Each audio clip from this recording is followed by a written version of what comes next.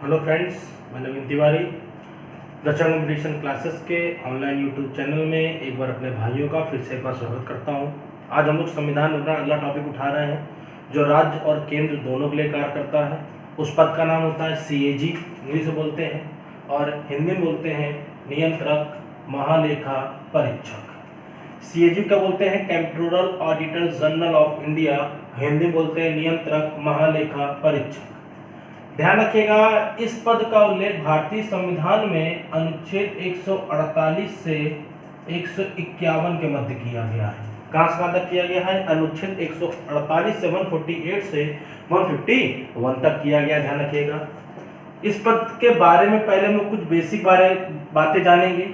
उनमें से सबसे पहला पॉइंट ध्यान रखिएगा, ये जो पद रखा गया ये कैसा पद है? ये समवर्ती सूची का पद है। कैसा भैया? समवर्ती सूची का पद है। ध्यान रखिएगा, सबसे पहले हम लोग समवर्ती सूची के बारे में समझते हैं। ध्यान रखिएगा क्यों है, इसका रीजन बताता हूं। एक होती है अपने पास संघ सूची, 3 सूचियां होती हैं। दूसरी होती है राज्य सूची और तीसरी होती है समवर्ती सूची।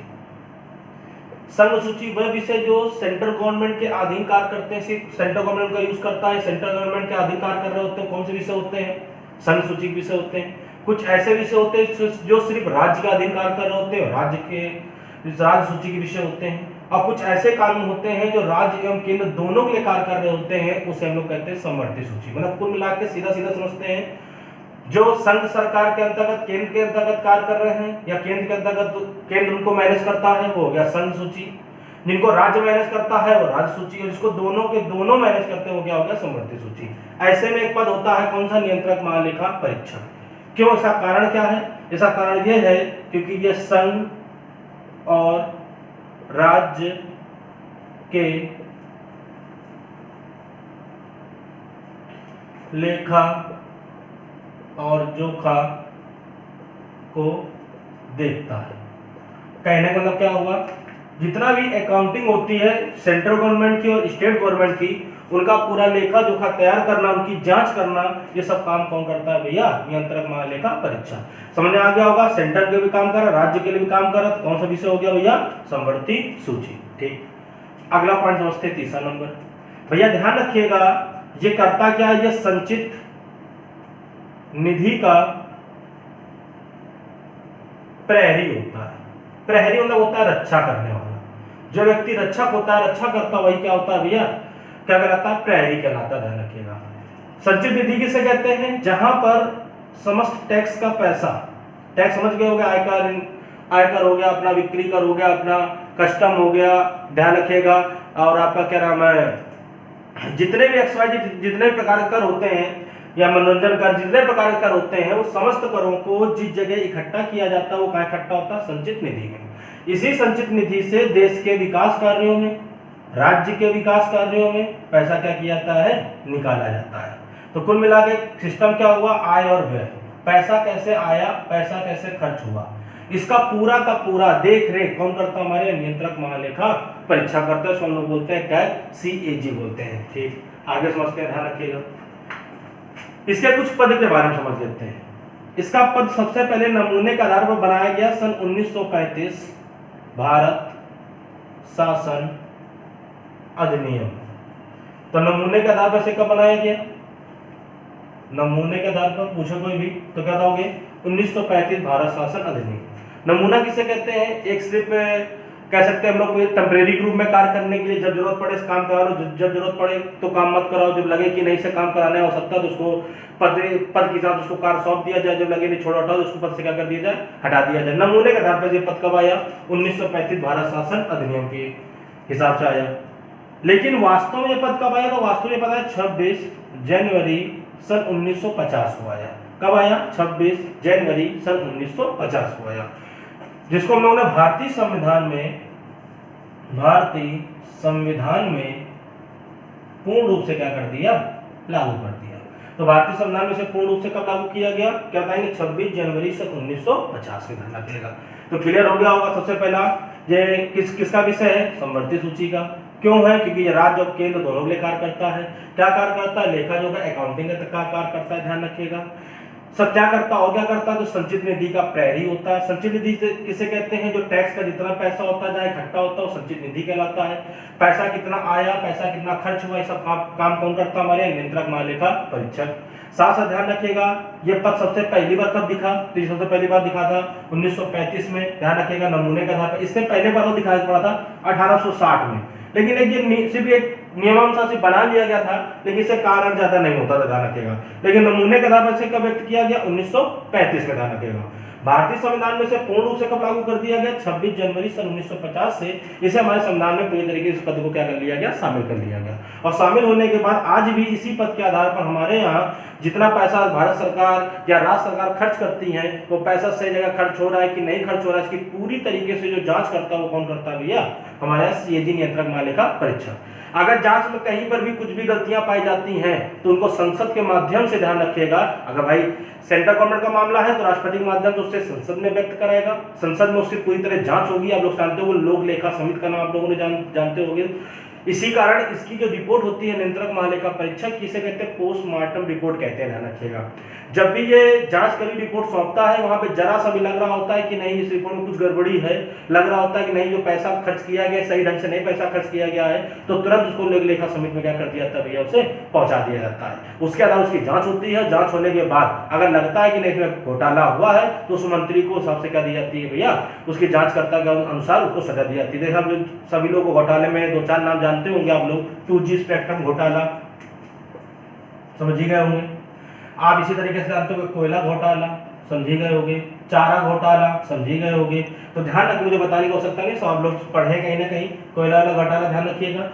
तो जितना जो घोटाले होते हैं, घोटाले की पूरी जो जांच आई है आज, इन्हीं के दम पे जो भारत सरकार को या इन लोगों को जो सजा दी गई है, ये लग रहा है कि नहीं उन्होंने घोटाले किए हैं, ये सब चीजें किसके माध्यम से हुई है भैया, सीएजी के माध्यम से हुई, ध्यान रखिएगा। तो इसका कुल मिला क्या हो गया भैया, संचित निधि की प्रहरी करना, रक्षा करना कि पैसा सही ढंग से खर्च हो रहा है कि नहीं खर्च हो रहा है। चलिए अब इसके आगे कुछ और बातें समझते हैं, ध्यान रखिएगा।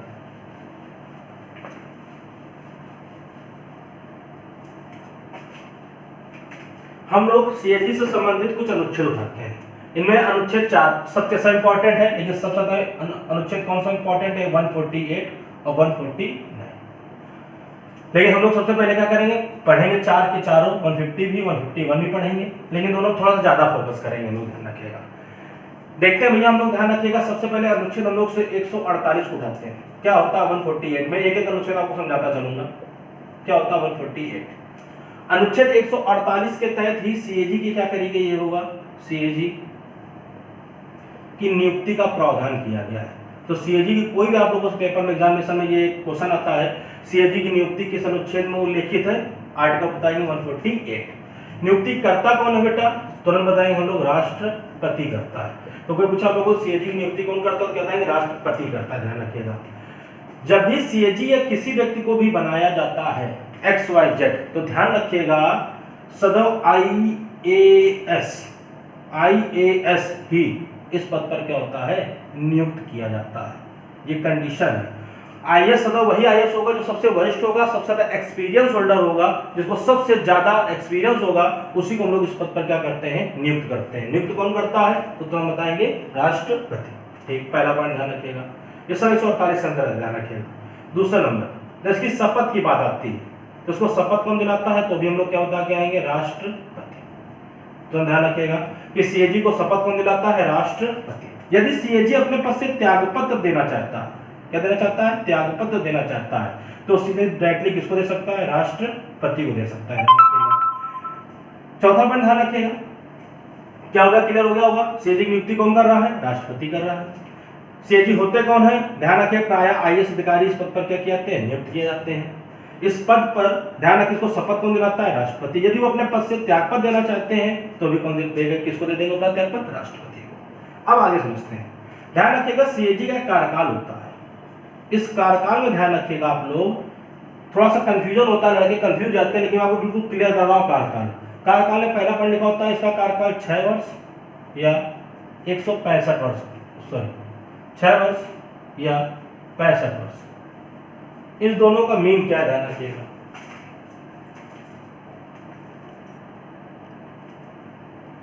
इन दोनों का मीन क्या है, 6 वर्ष और 65। 6 वर्ष मतलब क्या हो गया भैया?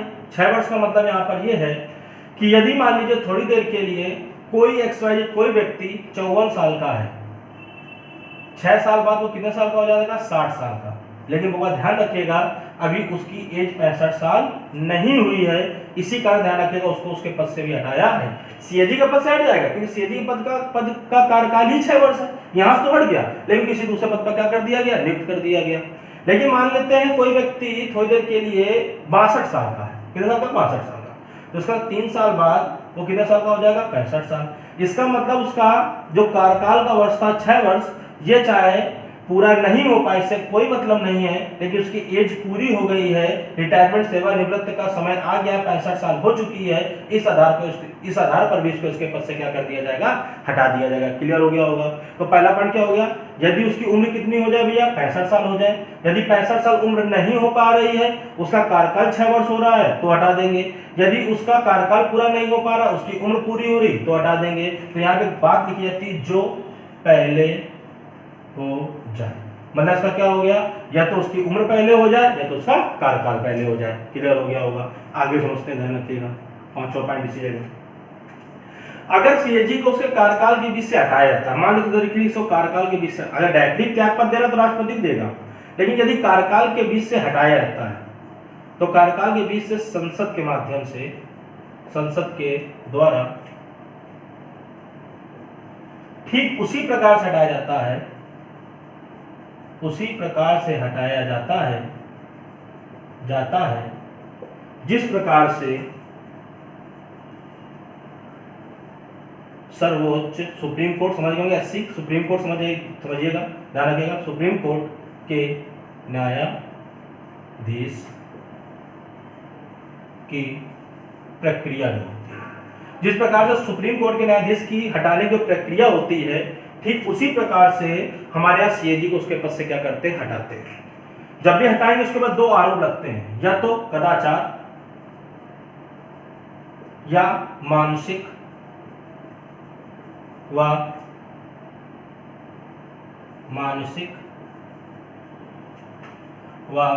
शारीरिक असमर्थता। शारीरिक रूप से या मानसिक रूप से असमर्थ है, या वो कहीं पर उसने थोड़ा उसके कैरेक्टर दबा उठता है कि उसने कहीं घूस ले ली है, या लग रहा है कि नहीं ये सही ढंग से काम नहीं कर रहा है, इस तरीके से, अगर इस तरीके से कोई भी चाहे उसके मतलब उसके पद से संबंधित कोई बात आ जाए, लग रहा घूस लेके काम कर रहा है, जब भी ऐसी चीज होती है उसे कहते हैं कदाचार। तो इन्हीं दोनों आरोप के आधार पर क्या किया जाता है?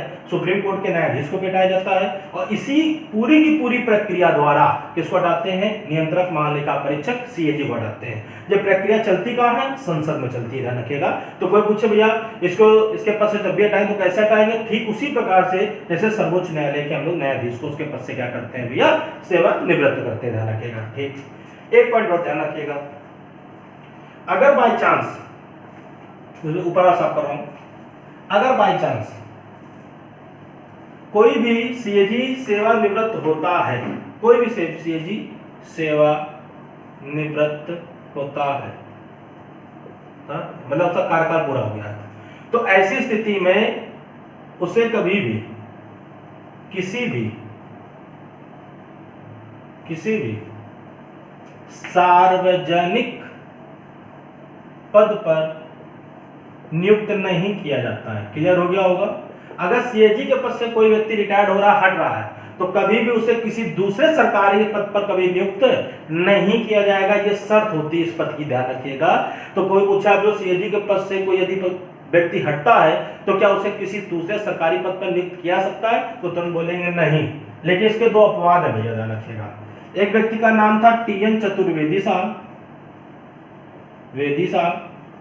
और दूसरे का नाम था अशोक कुमार चंदा साहब। ये दोनों इसके अपवाद है, दोनों अपवादी व्यक्ति हैं। इनके नाम आते हैं। उस सीएजी का नाम बताइए जो सेवानिवृत्त के बाद किसी अदर पद पर नियुक्त हुआ या वरिष्ठतम के आधार पर नियुक्त किया गया, तो उसका नाम आप ऑप्शन मिलेगा AK चंदा।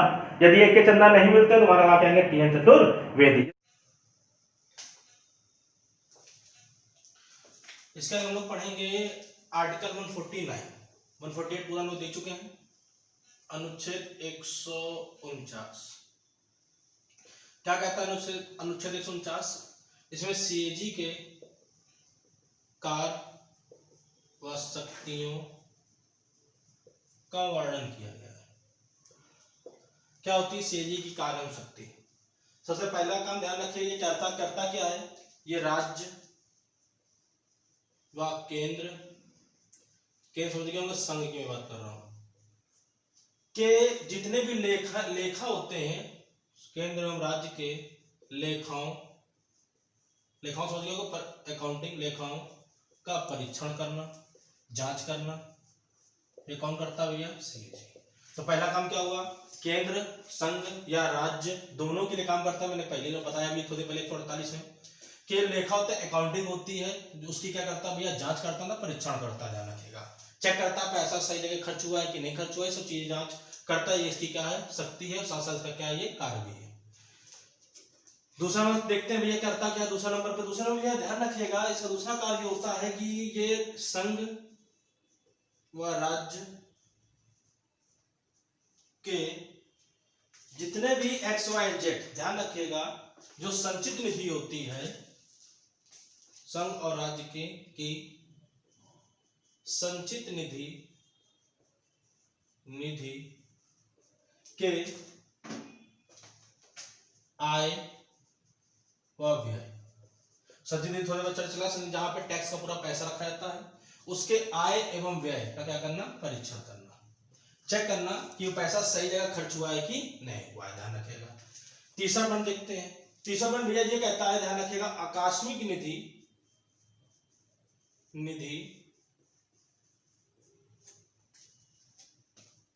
का परीक्षण करना।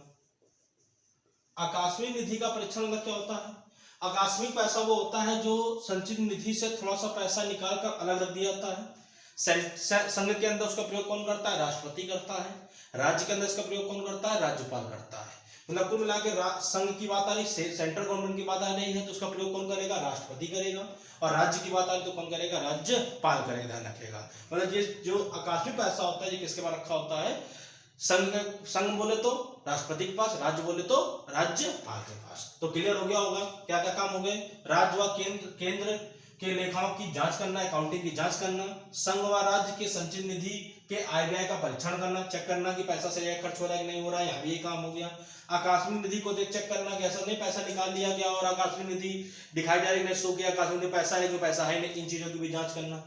मैंने थोड़े पहले बताया, इन्हीं की शक्तियों के बदौलत आज 2G स्पेक्ट्रम घोटाला थोड़े पहले चला गया हूं, कोयला घोटाला, चारा घोटाला, ये जितने घोटाले आए हैं आज ये किसकी देन है भैया?